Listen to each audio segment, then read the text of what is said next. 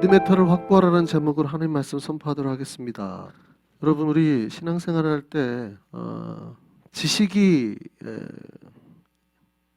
필요할까요? 그러니까 지식이 있는 사람, 똑똑한 사람이 신앙생활을 더 잘할까요? 아니면 그렇지 않고 지식과 별로 무관할까요?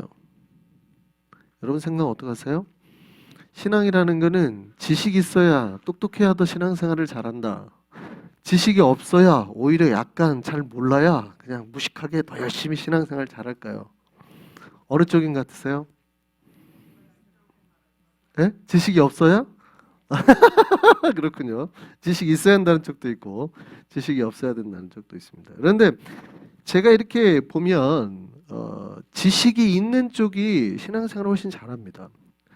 그러니까 지식이, 왜냐하면 하나님 말씀을 우리가 깨닫는 거거든요. 알아야 되는 거거든요. 그래서 솔직히 내가 지식이 있는 쪽 사람들이 말씀을 받아들이고 흡수하는 속도가 굉장히 빠릅니다. 그런데 그렇다고 해서 그럼 그 지식이라는 게 굉장히 우월하게 뛰어난 지식이냐? 그건 아니에요. 사실은 우리가 천재처럼 똑똑히 하나님 말씀을 받아들이는 거냐? 그거는 또 아니에요. 놀랍게도 하나님의 말씀은요, 초등학교를 나오지 않은 사람들이 더 때로는 빨리 받아들이기도 하거든요. 그러니까 이 지식이라는 건 어쩌면 세상의 지식이 아니라 지혜에 가까운 지식이에요. 그러니까 사리 분별을 할 줄 아는 지식, 지혜에 가까운 지식이라는 거죠. 이거에 좀 그 깨달음의 능력이 좀 발달된 사람들이 훨씬 신앙이 잘 발달합니다. 근데 이 깨달음의 능력이 발달되지 않고 공부만 하는 사람들은, 깨달음의 능력보다는 지식 습득에만 이렇게 한 사람들은 의외로 신앙생활을 잘 못하는 경우가 있어요. 이게 자기의 생각을 확장을 해야 되는데 확장을 못하고 좁은 사람들이 있어요. 그 정도 수준만 아니면 됩니다. 그 정도 수준. 그러니까 우리가 생각하는 지식 물론 필요하지만 이 지식이라는 개념이 막 천재적인 지식이 아니라 우리가 정도의 배운 학교를 다닌 사람이 누구나가 배울 수 있는 거다. 요 정도만 아니면 돼요. 재밌는 건 미국 유튜버가 미국인들의 그 교육 수준을 테스트해 보겠다고 한 유튜버가 재밌는 실험을 했습니다. 어느 지역이라고 밝히진 않았는데 한 손에는 은괴를 285온즈 정도 되는 은괴가 뭔지 아시죠? 사각형의 굉장히 비싼 거예요. 은을 녹여가지고 만든 이 큐브예요. 한 손에 들고, 한 손에는 큰 허쉬 초콜릿을 들고, 큰 거 빅사이즈를 들고 10개를 들었어요. 은귀 하나 들고 사람들에 가서 테스트를 했습니다. 뭐 가져갈래? 아무거나 원하는 거 가져가면 돼. 한국 사람 같으면 뭐예요? 뭘 선택하겠어요? 뭐라고요? 100이면 100다 은을 선택하죠. 딱 봐가 100이면 100다 은을 선택하지 누가 바보같이 초콜릿을 선택하겠어요. 근데 그 동네는요, 어른이고 아이고 상관없이 다 허쉬 초콜릿을 가져가더라고요. 그래가지고 사람들이 착해서 그런가? 미안해서 그런가? 이거 왜 그러지 갑자기? 그래가지고 이 유튜버가 은을 진짜로 줬어요. 아, 이거 가져가라고. 그래서 왜 그러냐, 그게 교육 실태를 테스트한 테스트였는데 실제 그 지역 사람들은 지도를 보여주고 미국이 어디 있냐고 찍어보라고 하니까 미국이 어디 있는지를 몰랐대요. 그 정도 수준만 아니면 됩니다. 우리가 하나님의 말씀을 배울 때 그 정도 수준만 아니면 돼요. 그러면 하나님의 말씀을 받아들이고 익숙하게 우리가 깨닫는데 문제가 없다 이 말이에요. 마태복음 7장은 산상수훈의 이제 마무리가 되는 장이죠. 산상수훈은 마태복음 5장, 6장, 7장 유명한 내용들이 많이 있죠. 여러분이 많이 들어보셨던 설교는 거기서 다 나왔어요. 예수님께서 산상수훈을 통해서 천국의 모습을 가르치셨습니다. 그 주 내용이 뭐예요? 사랑이었죠. 사랑. 그러니까 산상수훈의 내용은 이겁니다. 하나님의 사랑을 품고 사랑하는 자가 천국에 들어가는 자다라는 거죠. 그 천국에 들어가는 조건이 돈이나 권력이 아니에요. 그래서 놀랍게도 그 마태복음 5장 산상수훈이 처음에 뭐로 시작해요? 팔복으로 시작하잖아요. 팔복 첫 번째가 뭐예요? 심령이 가난한 자는 복이 있나니라고 말한단 말이죠. 그 내용을 보면 천국을 들어가는데 뭐가 중요하지 않다는 거예요. 지금 돈이 중요하지 않다는 거예요. 돈이 중요하지 않다는 거예요. 누가복음의 같은 사본을 보면 마태복음만 보면 심령이 가난한 자는 복이 있나니 그랬는데 누가복음을 보면 똑같은 내용에 평지수훈이 나오는데 거기 이렇게 돼 있습니다. 진짜로 가난한 자는 복이 있나니. 그러니까 심령이라는 단어가 없어요. 그러니까 놀랍게도 천국을 들어가는 기준이 뭐가 아니다? 돈이 아니다. 우리는 돈이 많으면 좋을 것 같이 생각하는데 성경은 놀랍게도 천국 들어갈 때 돈이 중요한 게 아니다라고 말한단 말이죠. 그래서 천국 들어가는 기준으로 사랑, 우리의 내면을 말하는 거예요. 그래서 산상수훈에 보면 여러분이 잘 아는 거 있죠. 오른쪽 뺨을 맞으면 이게 가능해요, 불가능해요? 사실 불가능한 얘기잖아요. 불가능한 얘기예요. 여러분 다 테스트 해보세요. 끝나고 분명히 저 사람이 천국 갈 수 있는지 없는지 테스트 해보자고 한 번씩 뺨을 한번 때려보세요. 오른쪽 뺨을.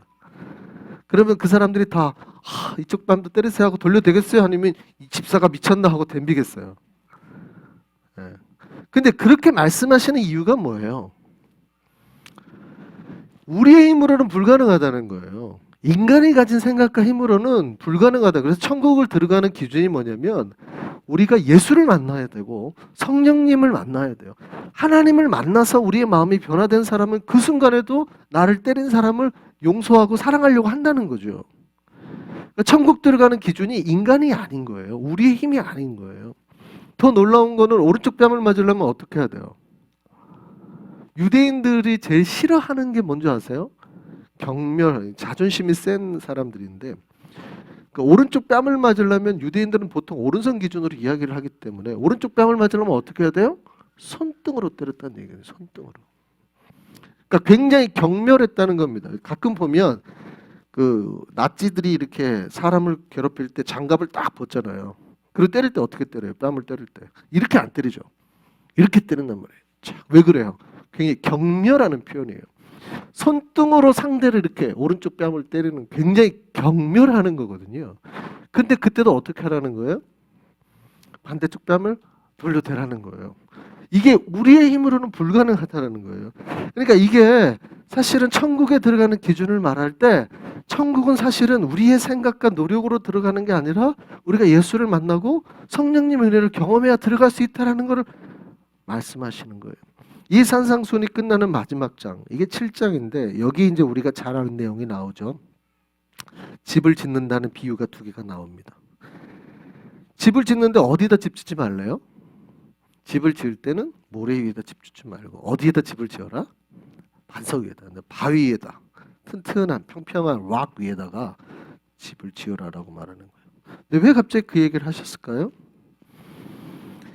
마지막 이제 5장, 6장, 7장이 다 중요한데 7장 마지막에 지금 너희가 들은 이 말을 듣고 행하는 자는 말씀을 그대로 듣고 순종하는 자는 반석 위에 집을 짓는 사람과 같고 듣기는 들었어요. 설교는 들었어요. 들었는데 목사님 그건 안 돼. 나는 못해요. 나는 못하고 어떻게 저 뺨을 돌려대. 나는 내 자존심은 모르겠고 뭐 사랑 못하겠고 이렇게 하는 사람은 뭐에 짓는 집을 지은 사람과 같아요? 모래 위에 집. 그러니까 듣기는 다 똑같이 듣는데요. 설교는 다 듣는데요.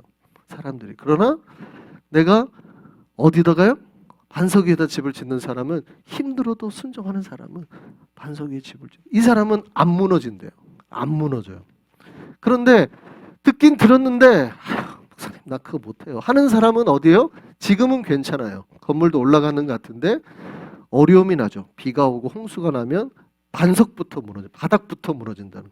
집 전체가 와르르르, 신앙이 와르르르, 삶이 와르르르, 인생이 무너지게 된다는 거예요. 그래서 뭐가 중요하다? 집 지을 때 터가 중요하다.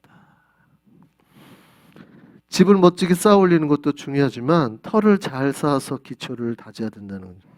오늘날의 현대공법의 건설의 그 건축법에 의하면 내가 2층짜리 건물을 지으려고 하면 그 높이만큼 땅을 파야 된다 그러죠. 그래야지 이게 흔들리지 않아요. 단단하대요. 내가 그러면 10층짜리 지으려면 어떻게 돼요? 정말 10층만큼 파야 돼요. 근데 현대는 이제 오늘날에는 공법이 더 좋으니까 그만큼 안 파도 빔이나 반석을 해서 물론 더 튼튼하게 지을 수 있죠. 근데 옛날 공법에 의하면 거의 그 정도 수준을 해야 된대요. 무슨 얘기예요? 높이 올리려면 올릴수록 바닥을 더 단단히 해야 된다는 거예요. 털을 잘 다져야 된다는 거예요. 우리가 신앙생활할 때 여러분 주님 계신 것까지 더 성장하고 싶고 잘하고 싶죠. 그럼 어떻게 해야 돼요? 예, 우리의 기초를 더 믿음의 털을 잘 다지는 게 중요해요. 2023년 우리 한성교회 표어가 뭔지 아세요? 따라하시죠. 믿음의 털을 바로 세우라. 예, 이겁니다. 그래서 이제 터에 대한 이야기를 할 거예요. 믿음의 털을 튼튼하게 잘 세워가는 것이 우리의 신앙생활을 바로 잡는 거예요. 그 터가 잘 받쳐지기를 바랍니다. 그래서 그 터 첫 번째로 우리 믿음의 터를 확보하라는 제목이에요. 신자는 이 믿음의 터, 믿음은 어디서 시작해요? 믿음은 어디서 시작해요? 우리의 마음에서부터 시작하죠. 그래서 신자는 자기 믿음을 잘 가지려고 할 때, 만들려고 할 때 자기의 마음 관리, 마음의 터부터 잘 다져야 됩니다. 그러니까 마음의 터를 잘 다지지 못하면 그 안에서 이제 잘못된 가시들이 나와서 다른 이들을 공격하고 상처를 주게 되는 거죠. 이제 이 교회가 잘 건강하게 성장하려면 그 내면 세계가 건강한 사람들이 와가지고 있어야지 성장을 해요. 근데 그 안에 상처가 이런 것들이 해결되지 않은 사람들이 자꾸 들어와서 찌르면 어떻게 해요? 조금 올라가려다가 교회가 무너지고 올라가려다가 무너지고 이런 일들이 반복되게 되는 거예요. 마음의 태어에는 이해와 배려가 기초가 돼야 됩니다. 우리 한성교회는 그래도 뉴욕에서 꽤 오래된 교회죠. 역사가 있어요. 오래된 교회의 특징이 뭘까요? 오래된 교회의 특징. 우리가 오래 만났어요. 특징이 뭐예요? 편하다는 거예요. 성도들이 잘 안다는 거예요. 잘 알고 편해져요. 편하다는 뜻은 뭐예요? 아주 가까워졌다는 뜻이기도 하지만요. 놀랍게도 상대에게 더 이상 조심하지 않는다라는 뜻이기도 합니다. 여러분 신혼 때에는 서로가 서로에게 좀 조심하죠. 그 이유가 뭐예요? 막 도파민이 막 나오거든요. 막 도파민이 막 분출돼 가지고 정상이 아니에요. 정상이 아닐 만큼 상대에게 배려하고 이해해요. 그러니까 자기가 해야 될 능력을 초과해서 막 하거든요. 재밌는 실험을 했어요. 캘리포니아 대학에서 재밌는 실험을 했는데 그 김창옥 박사님 강의 중에 그 나온 내용 중이기도 한데 재밌는 실험을 했는데 남자는요 하루에 단어를 7,000단어를 말하면 굉장히 피곤해진답니다. 그러니까 단어가 7,000개가 넘어가면 굉장히 피곤해진대요. 근데 여자는 하루에 2만 단어를 말해야 그때부터 서로 이제 내가 저 사람하고 좀 소통을 하는구나 이렇게 생각한대요. 무슨 얘기인지 아시겠어요? 남자는 벌써 7,000개 말하면 너무 피곤해요. 그만 얘기하고 싶다 이런 생각이 벌써 남자는 들고 여자는 2만 단어를 얘기해야 비로소 저 사람하고 나하고 이제 조금 사이가 좋아지나 봐 이런다는 거예요. 그런데 신혼 때는 이게 돼요 안 돼요? 돼요. 신혼 때는 돼요. 남자들이 여자랑 막 이야기하고 대화하고 너무 좋아하잖아요. 막 자기야 막 이러고 막 하루 종일 얘기해도 괜찮잖아요. 왜요? 호르몬이 도파민이 나와가지고 능력을 극대화시키는 거지. 7,000단어가 넘어가고 10,000단어가 되고 15,000단어가 돼도 버텨내는 거예요. 막 이겨낸단 말이에요. 어떻게 썼니? 내 호르몬으로 막 해내는 거예요. 근데 나중에 이제 그게 한 보통 길면 3년, 평균이 1년 반, 요즘에는 6개월밖에 안 나온대요. 사랑을 해도 6개월밖에 안 나와요. 도파민이 더 이상. 그러니까 남자들이 더 이상 어떻게 해요? 대화를 하는데 힘들어하죠. 변했어. 변한 게 아니라 그 오빠가 정상으로 돌아간 거예요. 이제 정상으로. 오빠 변했어. 옛날에는 나한테 안 그러더니 이제 변한 게 아니에요. 노멀해지는 거예요. 노멀해지는 거.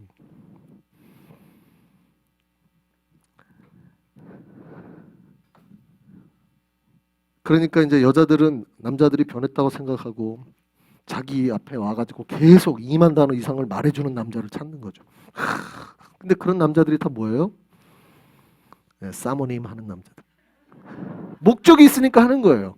목적이 있으니까. 내가 이거를 비즈니스라고 생각하기 때문에 그걸 극복해내는 거예요. 7,000단어를 이겨내고도 비즈니스라고 생각하니까 이겨내는 거예요. 근데 여자들은 그거를 이제 비즈니스라 이해 못하고 자기를 좋아해서 그런 걸로 착각을 하는 거죠. 그런데 이렇게 편해지는 상태가 되었을 때 특징이 있대요. 뭐냐면 더 이상 배려나 이해의 말을 하려고 하지 않고 친한 친구에다 하듯이 말하게 된대요.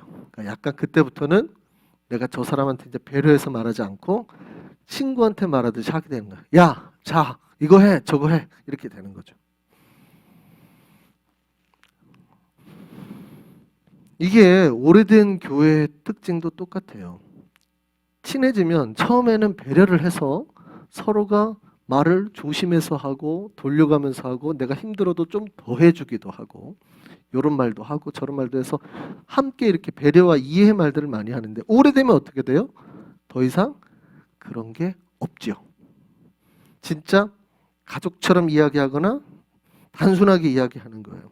더 이민사회는 더 조심해야 되는 게 뭐냐면 말하는 게 이렇게 언어학자가 준비를 했더니 내가 쓰는 단어의 수가 줄어들면 뇌도 똑같이 단순해진다 그래요. 그러니까 내가 단어에 쓰는 원래 내가 썼던 단어의 수가 많아지면 많아질수록 말을 직설적으로 안 한대요. 다 돌려가면서 말하는. 이렇게 말을 굉장히 유연하게 문학적인 표현을 쓰든지 다른 말을 쓰든지 뭐 이렇게 돌아가면서 유머를 쓰든지 이런데요. 밥 줘 이게 아니라 밥 좀 먹었으면 좋겠네 이런 거죠. 똑같은 건데 별거 안 했으면 아니면 옛날에 농담말로 배꼽시계가 벌써 움직이네 뭐 이런 말을 쓴단 말이에요. 그런데 이런 말조차도 안 쓰기 시작한대요. 또 뭐라고 말해요? 배고파. 밥 줘. 직설적으로 말하는 거죠. 배고파? 밥 줘. 그 다음 뭐예요? 자자.